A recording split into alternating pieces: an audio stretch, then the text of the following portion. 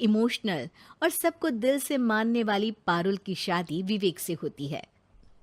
क्या है यार, शादी के वक्त तो तुम दुबली हो गई थी, लेकिन शादी के 2 साल में ही फिर फूलकर गुप्पा हो गई हो।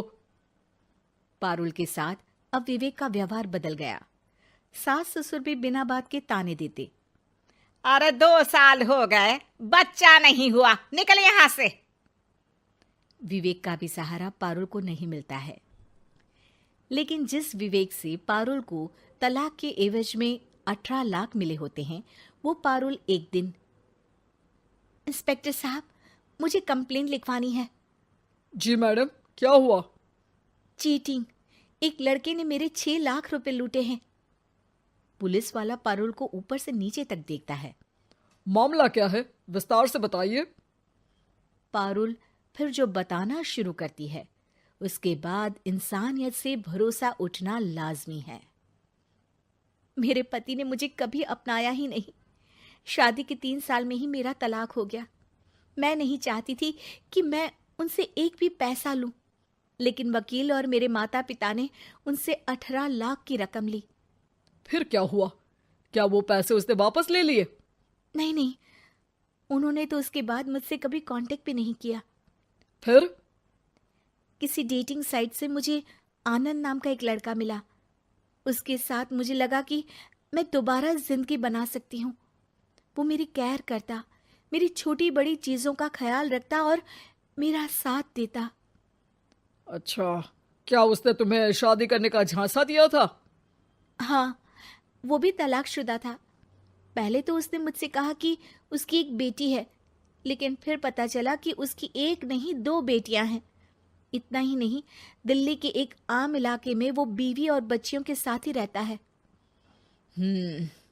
तो आपसे इमोशनली फ्रॉड कर उसने पैसे ऐंठे? जी, अब मेरे पास कुछ नहीं है, ना पैसे ना वो। मैं बस किसी भी हालत में अपने पैसे वापस चाहती हूँ, जो मेरे बुरे वक्त में मेरे काम आ सकते हैं। ठीक है।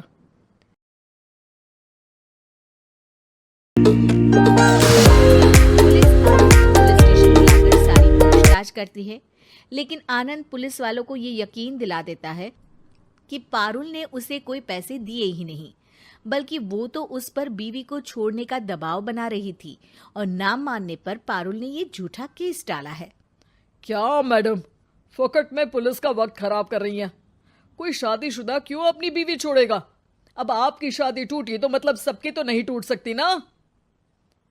पारुल को पुलिस वाले के मुंह से ये बात सुनकर हैरानी होती है। उसे कुछ समझ में नहीं आता कि वो क्या करे। वो अपनी सहेली झनक, जो कि वकील थी, उससे कांटेक्ट करती है। झनक, मैं क्या करूं? मैं कैसे पुलिस को यकीन दिलाऊं कि आनंद ने मेरे साथ न सिर्फ शारीरिक और मानसिक चीट किया है, बल्कि आर्थिक तौर पर भी वो मुझे खाली कर गया है। अब वक्त झनक का था।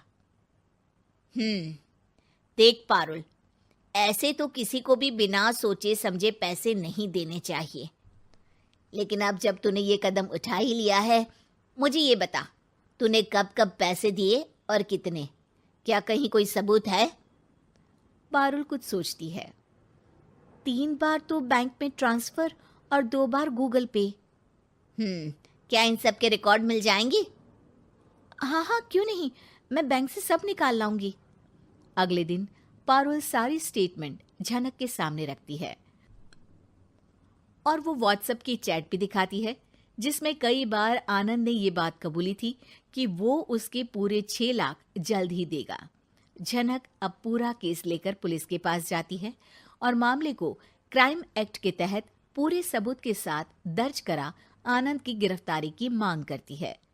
पुलिस आनंद को लेने जैसे ही उसके घर जाता है, उसका सारा मामला बीवी और बच्चों के सामने खुल जाता है। पुलिस स्टेशन में पारुल को देखकर आनंद भड़क जाता है। ओह, तो बहुत होशियार बन रही हो तुम।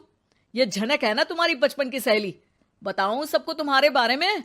सब है मेरे पास, वो फोटो, वो वीडियो, तेरे भाई का नंबर भी है।